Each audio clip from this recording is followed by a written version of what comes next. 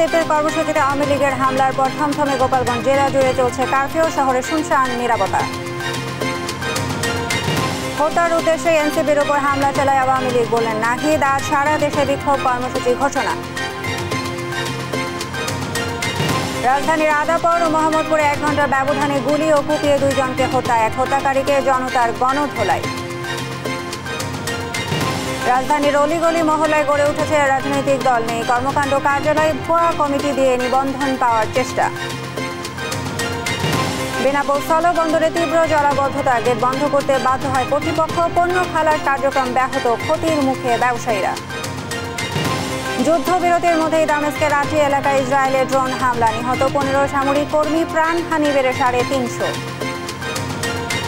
এবং সাফ নারী চ্যাম্পিয়নশিপের 4র্থ ম্যাচে ভুটানের বিপক্ষে মাঠে নামবে বাংলাদেশ। বসুন্ধরা কিংস অ্যারেনায় ম্যাচ বেলা 7টায়।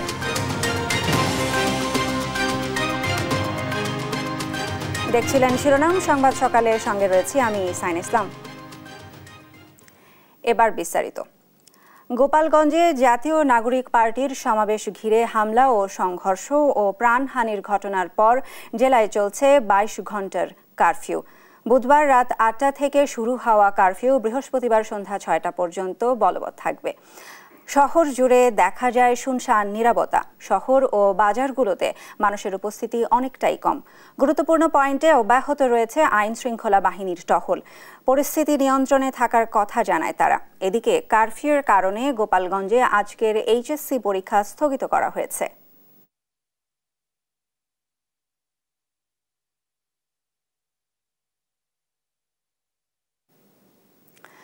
গোপালগঞ্জের কারফিউ পরিস্থিতি জানাতে সরাসরি যুক্ত হচ্ছেন সহকর্মী শেখ জাবিরুল ইসলাম। জাবিরুল, গোপালগঞ্জে এই মুহূর্তে কি পরিস্থিতি বিরাজ করছে, সার্বিক চিত্র আমাদের জানাবেন। শাহিনা, আপনি জানেন যে গতকাল এনসিপির কেন্দ্রীয় নেতৃবৃন্দের যে পথযাত্রা ছিল, এই পথযাত্রা শেষে গোপালগঞ্জের যে সাধারণ মানুষ এবং আওয়ামী লীগ সমর্থকদের সাথে পুলিশ এবং সেনাবাহিনীর ধাওয়া পাল্টা দেওয়ার ঘটনা ঘটে। এই ঘটনায় পুলিশ এবং সেনাবাহিনী ব্যাপক পরিমাণ গুলিবর্ষণ করেন। আর এতে 20 জনের অধিক গুলিবিদ্ধ হয় এবং 4 জন, এখন পর্যন্ত 4 জনের গুলিবিদ্ধ হয়ে মৃত্যুর খবর পাওয়া গেছে। এছাড়া এই ঘটনার কারণে আর কি জেলা প্রশাসনের পক্ষ থেকে কারফিউ জারি করা হয়। কারফিউটি গতকাল রাত 8টা থেকে কার্যকর শুরু হয় এবং এটি আজকে বিকাল 6টা পর্যন্ত বলবৎ থাকবে বলে জেলা প্রশাসনের পক্ষ থেকে জানানো হয়। আমরা যদি একটু বলতে চাই যে এই কারফিউ চলাকালীন সময়েও সাধারণ মানুষ তাদের পেটের দায়ে ঘর থেকে বের হয়েছে, তবে স্বাভাবিক দিনের তুলনায় আজকে মানুষের উপস্থিতি কিছুটা কম। আমি পথচারী, রিক্সা চালক, ইজি বাইক চালকদের সাথে কথা বলেছি। তারা যেমনটি বলছিলেন যে শুধুমাত্র তাদের জীবিকা নির্বাহের কারণে, পরিবারের যে সদস্য রয়েছে তাদের মুখে খাবার তুলে দেওয়ার জন্য মূলত আসলে তারা ঘর থেকে বের হয়েছেন। এছাড়া যে সকল সরকারি জরুরি সেবার অফিসগুলো রয়েছেন, সে সকল সেবার অফিসের যে সকল কর্মকর্তা কর্মচারীরা রয়েছেন তারাও ঘর থেকে বের হয়েছেন শুধুমাত্র তাদের অফিসে যাওয়ার জন্য। এছাড়া আইন শৃঙ্খলা রক্ষাকারী বাহিনীর সদস্যদের তৎপরতা কিছুটা কম লক্ষ্য করা গেছে। তারপরেও এখন থেকে যে সকালে সময় বাড়ার সাথে সাথেই দেখতেছি যে আইন শৃঙ্খলা রক্ষাকারী বাহিনীর সদস্যরা রাস্তায় বের হচ্ছেন। এই ছিল আমার কাছে গোপালগঞ্জ থেকে কারফিউর সর্বশেষ। ধন্যবাদ জাবিরুল আপনাকে। গোপালগঞ্জের কারফিউ পরিস্থিতির বিস্তারিত নিয়ে জানাচ্ছিলেন আমাদের সহকর্মী জাবিরুল ইসলাম। এর আগে বুধবার সমাবেশের আগে ও পরে এনসিপির গাড়ির বহরে হামলা করে নিষিদ্ধ ঘোষিত সংগঠন ছাত্রলীগ ও আওয়ামী লীগ। পুলিশ ও সেনাবাহিনীর সঙ্গে সংঘর্ষে জড়ায় তারা। এতে নিহত হয়েছেন 4 জন। পরে যৌথ বাহিনীর কড়া নিরাপত্তায় গোপালগঞ্জ ছাড়েন এনসিপির নেতারা। মোহাম্মদ সাকিবের রিপোর্ট।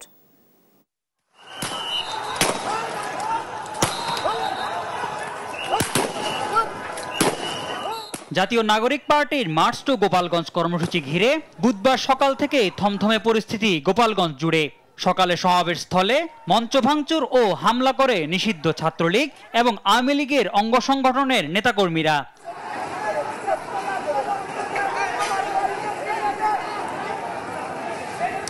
হামলার পরেও কর্মসূচি বাতিল না করে বেলা 2টার দিকে শহরের পৌর পার্ক এলাকায় সমাবেশস্থলে পৌঁছায় এনসিপি কেন্দ্রীয় নেতাকর্মীরা।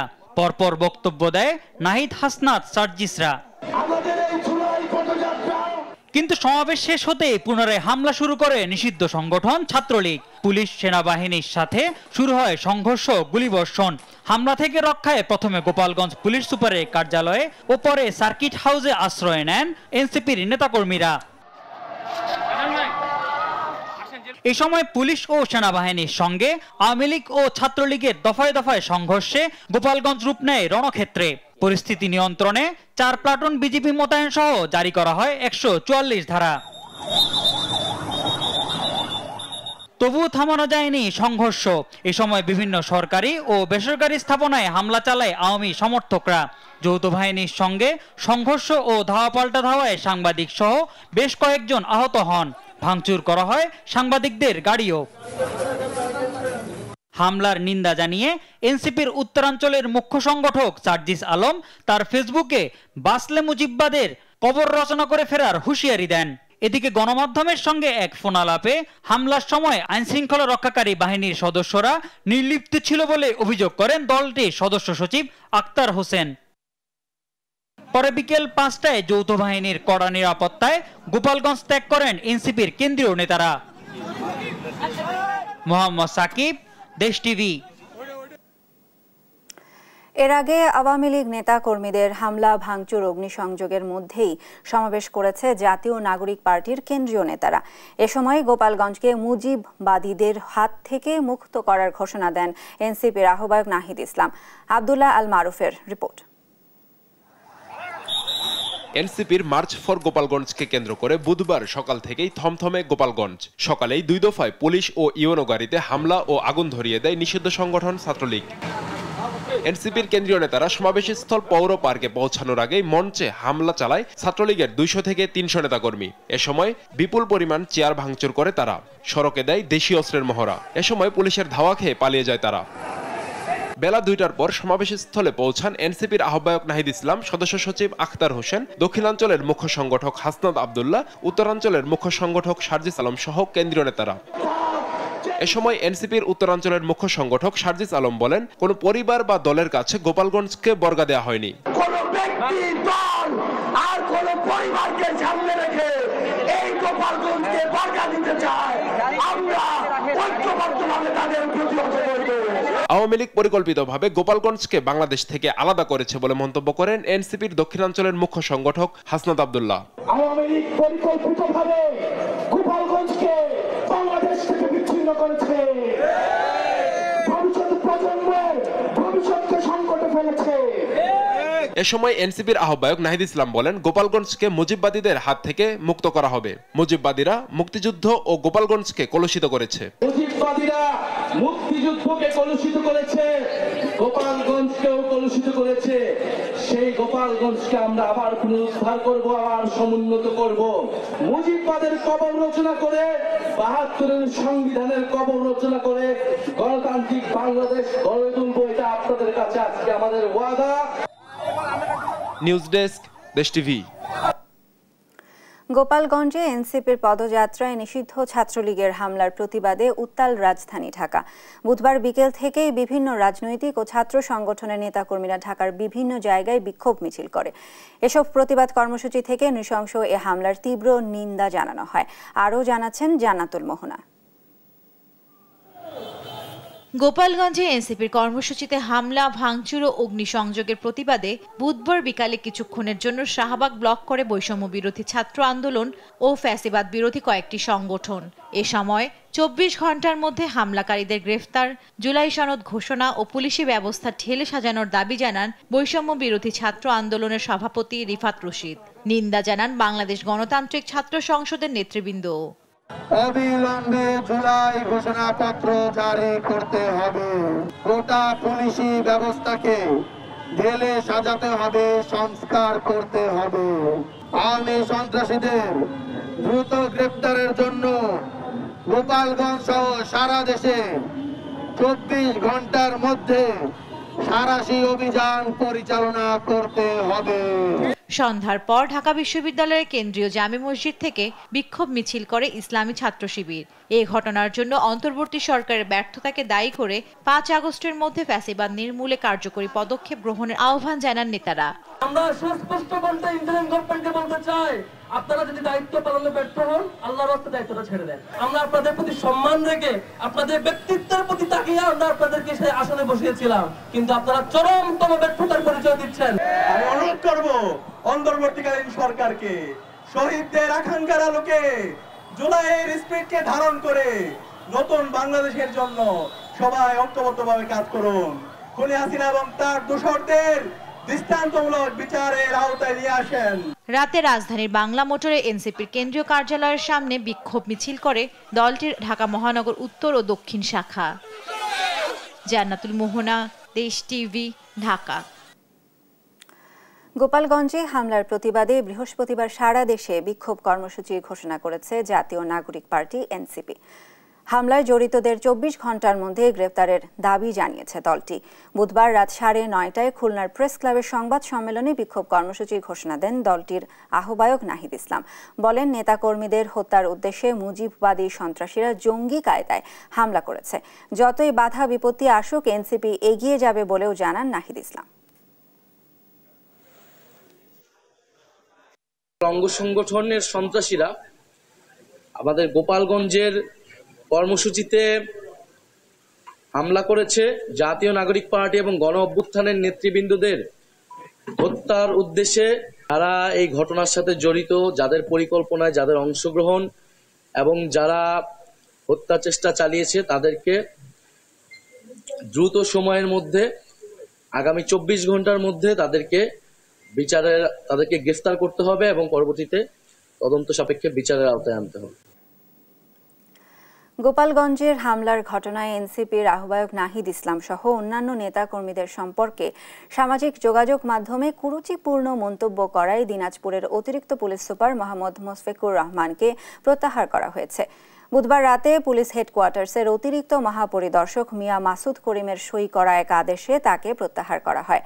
17 জুলাই হেডকোয়ার্টার্সে তাকে রিপোর্ট করতে বলা হয়েছে। এর আগে বুধবার রাতে বৈষম্য বিরোধী ছাত্র আন্দোলনের দিনাজপুর জেলা শাখার আহ্বায়ক একরামুল ইসলাম আবিরের নেতৃত্বে গোপালগঞ্জের হামলার ঘটনায় এনসিপির নেতা নাহিদ ইসলাম সহ দলটির অন্যান্য নেতাকর্মীদের সম্পর্কে সামাজিক যোগাযোগ মাধ্যমে কুরুচিপূর্ণ মন্তব্য করায় তাকে প্রত্যাহার ও গ্রেফতারের দাবিতে বিক্ষোভ করে বৈষম্য বিরোধী ছাত্র আন্দোলনের নেতাকর্মীরা। 21 আগস্ট গ্রেনেড হামলার মামলায় বিএনপির ভারপ্রাপ্ত চেয়ারম্যান তারেক রহমান সহ অন্য আসামিদের খালাসের রায়ের বিরুদ্ধে রাষ্ট্রপক্ষের করা আপিলের শুনানি শুরু হয়েছে। শুনানির শুরুতে পলাতক 2 আসামির পক্ষে কোনো আইনজীবী নিয়োগ না হওয়ায় বিস্ময় প্রকাশ করেন প্রধান বিচারপতি সৈয়দ রেফাত আহমেদ। পরে পলাতক হানিফ ও তাজউদ্দিনের পক্ষে স্টেট ডিফেন্স আইনজীবী নিয়োগ দেওয়া হয়। এরপর রাষ্ট্রপক্ষের আইনজীবী তাদের যুক্তি উপস্থাপন শুরু করেন। 2 দশক আগে আওয়ামী লীগের সমাবেশে গ্রেনেড হামলার ঘটনায় করা আলাদা মামলায় বিচারিক আদালতের দেয়া সাজার রায় বাতিল করে গেল বছরের 1 ডিসেম্বর রায় দেয় হাইকোর্ট। এই রায়ের ফলে তারেক রহমান, সাবেক স্বরাষ্ট্র প্রতিমন্ত্রী লুৎফুজ্জামান বাবর সহ গ্রেনেড হামলার মামলার আসামিরা খালাস পান। রাজধানীর অলিগলি আর মহল্লায় মহল্লায় যেন ব্যাঙের ছাতার মতো গড়ে উঠছে রাজনৈতিক দল, যাদের নেই কোনো রাজনৈতিক কর্মকাণ্ড, দলীয় কার্যালয়, সমর্থক বা কর্মী। নিবন্ধন পেতে অনেকেই তৈরি করছেন ভুয়া কমিটি। দেশ টিভির অনুসন্ধানে মিলেছে চাঞ্চল্যকর আরও তথ্য। এম এ আজিমের রিপোর্ট, ক্যামেরায় ছিলেন সালাউদ্দিন রাসেল। স্বামী সভাপতি, স্ত্রী সাধারণ সম্পাদক, জরাজীর্ণ এ ঘরে 2 সন্তানের সঙ্গে তারাই জন্ম দিয়েছেন দেশের নতুন এক রাজনৈতিক দল বাংলাদেশ ডেমোক্রেটিক পার্টি। নিবন্ধনের আবেদন করলেও নেই কোনো কর্মী, দলের কার্যালয় কিংবা জেলা উপজেলা কমিটি। আমরা এখন নিবন্ধনের জন্য অ্যাপ্লাই করছি, পরবর্তীতে নিবন্ধন পেলে আর কি সামনের দিকে এগিয়ে যাব, সেটাই আমাদের দলের কার্যক্রম হবে। নিবন্ধন পাওয়ার পর আমার অফিসটা আর কি নেব। হ্যাঁ, সব এগুলো সব হবে পর্যায়ক্রমে। শুধু এ দম্পতি নয়, নতুন রাজনৈতিক দল হিসেবে নিবন্ধন আবেদন করা অধিকাংশ দলের অবস্থাই এমন। তালিকা ধরে অনুসন্ধানে নামলে বেরিয়ে আসে আসল চিত্র। বাংলাদেশ বেকার মুক্তি পরিষদ নামের নতুন রাজনৈতিক দলের নিবন্ধন চেয়েছেন আতিকুর রহমান রাজা নামের এ ব্যক্তি। আবেদনের সঙ্গে জমা দিয়েছেন জেলা ও উপজেলার একাধিক কমিটির তালিকা। তার সামনেই এসব কমিটির কথিত নেতাদের সঙ্গে মুঠোফোনে যোগাযোগ করলে বেরিয়ে আসে থলের বিড়াল। রাজনৈতিক দল সম্পর্কে জানেনই না কমিটির সভাপতি ও সাধারণ সম্পাদকরা। এখন আমি ওই সম্পর্কে কিছুই জানি না। আমি ন্যাশনাল সার্ভিসে ছিলাম, সেখান থেকে এরা বেকার মুক্তি করে পরিশোধ করছে, আমি এই সম্পর্কে কিছুই জানি না। বেকার মুক্তি পরিষদ মনে করেন আমার এটা হচ্ছে আমাদের একটা প্রকল্প ছিল আগে ন্যাশনাল সার্ভিস, সেখান থেকে আমরা একটা ইয়ে করছি মনে করেন। হাসিনা সরকারের পাইলট প্রকল্প ন্যাশনাল সার্ভিসের তালিকাকে রাজনৈতিক দলের কমিটি বানিয়ে ফেলেছেন তিনি। এই প্রকল্পটা রান হচ্ছে না, সেহেতু আমরা একটা রাজনৈতিক দল হিসেবে আবেদন করি। নিবেদন পেলে হয়তো বা সংসদে গিয়ে নিজেরাই আমরা এটা ব্যবস্থা করার জন্য সংসদে কথা বলে পার করার চেষ্টা করব। নিবন্ধনের আবেদন করা অনেক রাজনৈতিক দলেরই নেই কোনো কার্যালয়। ল চেম্বার, ট্রাভেল এজেন্সি বা অনলাইন নিউজ পোর্টাল অফিসকেই নিবন্ধন আবেদনে কার্যালয় হিসেবে দেখিয়েছেন অধিকাংশরা। আমাদের এই ফ্লোরে কোনো এরকম কোনো অফিস নেই। ডেমোক্রেটিক লীগ না না না না, এই ধরনের কোনো অফিস নেই। স্বাধীন জনতা পার্টি না, হয়তো কোনো স্টিয়ার রুমের ভিতরে থাকলে তো এরাই বুঝবে, কিন্তু বাইরে এরকম নাই। অনেকের আবার তাও নেই। অফিস দেখতে চাইলে পরিত্যক্ত একটি রুম দেখিয়ে দেন ডেমোক্রেটিক লীগ নামের রাজনৈতিক দলের আবেদনকারীরা। কার্যক্রম সম্পর্কে জানতে চাইলে বারবারই বিএনপির শীর্ষ নেতাদের দোহাই দেয়া শুরু করেন। আপনি যে রুমিন ফারহানার কথা বলছেন, সে তো বিএনপির নেতা, তাই না? না, এখন যে বিএনপিতে গেছে তাকে উদাহরণ টেনে লাভ কি? আপনার দল আছে কিনা, আপনার দলের কার্যক্রম আছে কিনা, এটা হলো বিষয়। আইন অনুযায়ী নিবন্ধন পেতে রাজনৈতিক দলের সক্রিয় কেন্দ্রীয় দপ্তর থাকতে হবে, সেই সঙ্গে 1/3 জেলায় এবং ন্যূনতম 100 উপজেলায় কার্যালয় ও কার্যক্রম থাকতে হবে। বিশ্লেষকরা বলছেন এদের নিবন্ধনের মূল উদ্দেশ্য জোট গড়ে বড় দলগুলো থেকে অর্থ হাতানো ছাড়া আর কিছুই না। কোনো রাজনৈতিক দল না, কেন করেছে এদেরকে জিজ্ঞেস করতে হবে। সম্ভবত ওই আপনারা তাদের প্রচার করবেন। ভবিষ্যতে যদি কোনো বড় ধরনের রাজনৈতিক জোট করতে হয়, তখন আমাদের বড় দলগুলো তো এই জোট করার একটা রাজনীতি আমাদের দেশে আছে, তখন তাদেরকে ব্যবহার করবেন যে আমার সাথে 79টা পার্টি আছে বা আমার সাথে 102টা পার্টি আছে। এখন পর্যন্ত রাজনৈতিক দল হিসেবে নিবন্ধন পেতে 147টি আবেদন জমা পড়েছে নির্বাচন কমিশনে। এম এ আজিম, দেশ টিভি, ঢাকা। নানা অনিয়ম ও দুর্নীতির অভিযোগ উঠেছে গাজীপুর সদর উপজেলার প্রাথমিক শিক্ষা কর্মকর্তা আব্দুস সালামের বিরুদ্ধে। বিতর্কিত কর্মকাণ্ডের কারণে 3টি বিভাগীয় মামলাও হয়েছে। ভুক্তভোগী শিক্ষকরা বলছেন প্রাথমিক শিক্ষা কর্মকর্তার ঘুষ বাণিজ্যে অতিষ্ঠ তারা। তবে ঘুষ নেওয়ার অভিযোগ অস্বীকার করে আব্দুস সালাম বলছেন একটি সিন্ডিকেট তার বিরুদ্ধে ষড়যন্ত্র করছে। এম নজরুল ইসলামের তথ্য ও ছবিতে জানাচ্ছেন আব্দুল্লাহ আল মারুফ। কিন্ডারগার্টেন নিবন্ধনের জন্য চাপ প্রয়োগ করে স্কুল প্রতি 2 থেকে 3 লাখ টাকা ঘুষ দাবি করেছেন গাজীপুর সদর উপজেলা প্রাথমিক শিক্ষা কর্মকর্তা আব্দুস সালাম। ঘুষ না দিলে স্কুল বন্ধের হুমকি দিয়েছেন তিনি। তার ঘুষের খরচ থেকে রেহাই পায়নি স্কুলের পিয়নরাও। এছাড়া শিক্ষকদের সঙ্গে অশালীন আচরণের অভিযোগও রয়েছে। উনি আমাকে বলতেছে যে আপনি তো আমাকে অফিস কিছু খরচ দিবেন, মানে 40,000 টাকা চাইছে, 40,000 টাকা চাইতে 5-6 টাকা কমতে পারি, এর উপর আর সে কমাবে না। আমি এক পর্যন্ত স্যার আমি 1 টাকা দিতে পারবো না। আমাদের এই 8,330 টাকার বোনাসের ভিতরে 500 টাকা হলো আমাদের ঘুষ দিতে হয়েছে। এইরকম প্রশাসন আমরা তো দুর্নীতিগ্রস্ত প্রশাসন আমরা চাই না। আমাদের সামনে অফিসে বৈশাই বিভিন্ন প্রকার অমানবিক আচরণ, তারপরে অশালীন বক্তব্য, আমরা তার এইগুলোর খুবই ক্ষুব্ধ। আমরা মানে নিজেরাও খুব মর্মাহত এবং ক্ষুব্ধ এবং নির্যাতিত আমরা সবাই। জেলা শিক্ষা অফিস সূত্রে জানা যায়, আব্দুস সালামের বিরুদ্ধে শিক্ষকদের কটূক্তি, শিক্ষক বদলিতে অনিয়ম, বেসরকারি বিদ্যালয় নিবন্ধন বাণিজ্য, বই বিতরণে অনিয়ম সহ নানা অভিযোগে কয়েক দফা সংবাদ সম্মেলন অনুষ্ঠিত হয়েছে। অভিযোগের প্রেক্ষিতে প্রাথমিক শিক্ষা অধিদপ্তর গেল 21 জানুয়ারি উপপরিচালক তৌহিদুল ইসলামকে আহ্বায়ক করে 3 সদস্য বিশিষ্ট তদন্ত কমিটি গঠন করে। তবে শিক্ষা অফিসার আব্দুস সালামের দাবি, তদন্তের বিষয়ে জবাব দিয়েছেন তিনি। একটি সিন্ডিকেট তার বিরুদ্ধে ষড়যন্ত্র করছে। নিবন্ধন প্রক্রিয়াটাকে কিভাবে বিঘ্নিত করবে, কিভাবে হেনস্থা করবে বা এটাকে কিভাবে করবে, এই বিষয়টি আমার কাছে এটি হচ্ছে এটাই হচ্ছে সত্য। এবং এই বিষয়টি কিন্তু আমার উপরের কর্তৃপক্ষও কিন্তু এটি অবগত। এখানে আপনার একটা গ্রুপ, তারাই কিন্তু মেইনলি এখানে একটা বিগত দিনে একটা সিন্ডিকেট ছিল। এই সিন্ডিকেটটি আমাদের পিছনে লেগে আছে। জেলা প্রাথমিক শিক্ষা কর্মকর্তা জানান, অভিযুক্তের বিরুদ্ধে তদন্ত টিম কাজ করছে। দোষী প্রমাণিত হলে ব্যবস্থা নেওয়া হবে। এগুলি অধিদপ্তর তদন্ত করে গেছে কয়েকদিন আগে, এগুলি তদন্ত হচ্ছে। যদি এটা ঘটনার সত্যতা প্রমাণ হলে শাস্তি হবে। সুষ্ঠু তদন্ত সাপেক্ষে আব্দুস সালামের শাস্তির দাবি জানিয়েছেন ভুক্তভোগীরা। আব্দুল আল মারুফ, নিউজ ডেস্ক, দেশ টিভি। বেনাপোল স্থলবন্দরে তীব্র জলাবদ্ধতায় পণ্য খালাস প্রক্রিয়া মারাত্মকভাবে ব্যাহত হচ্ছে। বন্ধ হয়ে গেছে যানবাহন ও নিরাপত্তা কর্মীদের চলাচল। এমনকি পণ্যবাহী ট্রাক প্রবেশের কয়েকটি গেটও বন্ধ করে দিয়েছে বন্দর কর্তৃপক্ষ। পরিকল্পিত ড্রেনেজ না থাকায় সামান্য বৃষ্টিতেই জমে হাঁটু পানি। ব্যাপক ক্ষতির মুখে ব্যবসায়ীরা। অন্যদিকে জমে থাকা কেমিক্যাল মিশ্রিত পানিতে স্বাস্থ্য ঝুঁকি বাড়ছে শ্রমিকদের। সহকর্মী সালাউদ্দিন সাগরের পাঠানো তথ্য ছবিতে ফারজানা আফরোজ টুম্পার প্রতিবেদন।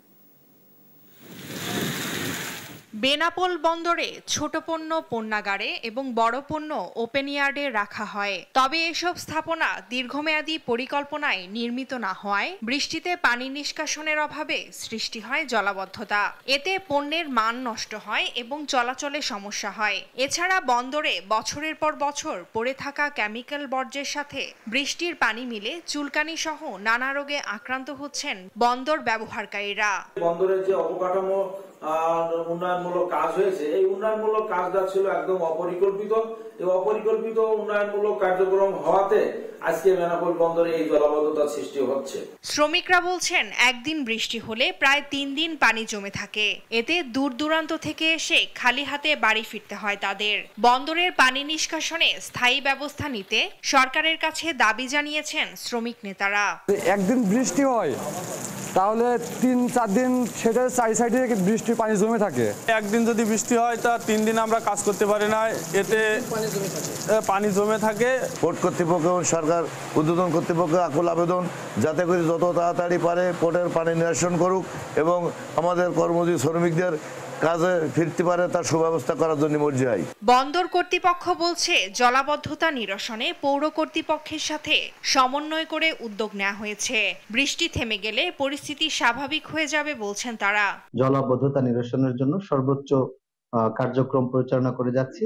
যে আমদানি রপ্তানি পণ্য উঠানামা, এতে কিছুটা গতি কমেছে।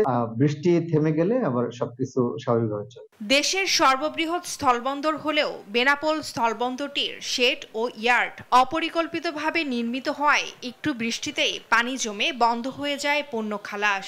এতে ব্যাপক ক্ষতির মুখে পড়ছেন ব্যবসায়ীরা। স্থায়ী সমাধানের দাবি তাদের। ফারজানা আফরোজ টুম্পা, নিউজ ডেস্ক, দেশ টিভি।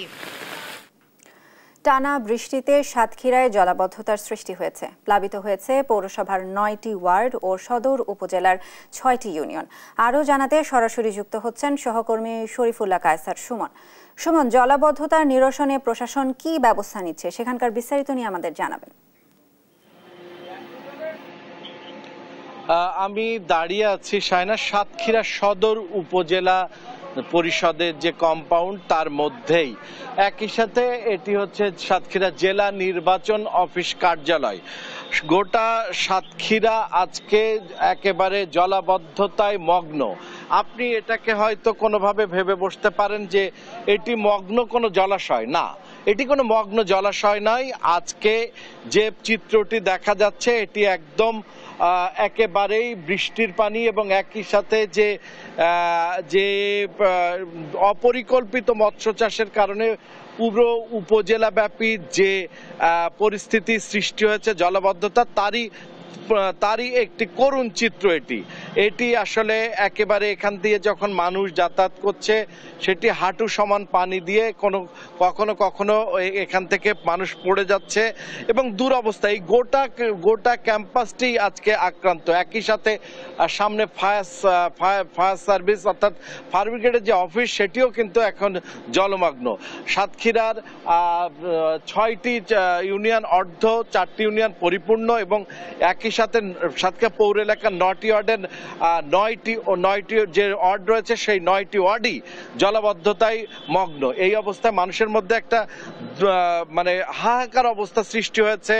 মানুষের স্যানিটেশন ব্যবস্থা ভেঙে পড়েছে, আর কৃষি ব্যবস্থা তো ভেঙে পড়েছে। কৃষি অফিস আমাদেরকে জানিয়েছে 1.5 কোটি টাকার বেশি আমন আউশের বীজতলা ক্ষতিগ্রস্ত হয়েছে।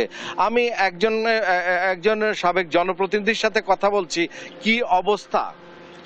ধন্যবাদ। আসলে বিগত 1 মাস ধরে যে বৃষ্টি হলো, সেই বৃষ্টির কারণে এই যে জায়গাটা আমরা দাঁড়িয়ে আছি এটা সাতক্ষীরা সদর উপজেলা, তার ভিতরেই এই পাশে হচ্ছে এটা মসজিদ, তার পাশে হচ্ছে পাবলিক হেলথ, তার পাশে হচ্ছে শিক্ষা অফিস, তার পাশে হচ্ছে উপজেলা নির্বাচন অফিস ও জেলা নির্বাচন অফিস সহ পাশে একটি মডেল মসজিদ হচ্ছে, সেটাও পানির মধ্যে। তো এই অবস্থা সাতক্ষীরা পৌরসভার 9টি ওয়ার্ডে প্রায় এই জলবদ্ধতা এবং সাতক্ষীরা সদরের 14টো ইউনিয়নে অধিকাংশ ইউনিয়নেই এই জলবদ্ধতার কারণে মানুষের ধান সহ মাছ সহ মানুষের ব্যাপক ক্ষতি সাধন হয়েছে। আর ব্যাপক ক্ষতি সাধন হয়েছে সায়না, এবং যার ফলে মানুষ এখন এই জলাবদ্ধতার হাত থেকে মুক্তি পেতে প্রশাসনের কার্যকর পদক্ষেপ দেখতে চায়। এই ছিল সর্বশেষ সায়না। ধন্যবাদ সুমন আপনাকে। সাতক্ষীরা সদর উপজেলার জলাবদ্ধতার খবরাখবর জানাচ্ছিলেন আমাদের সহকর্মী সুমন।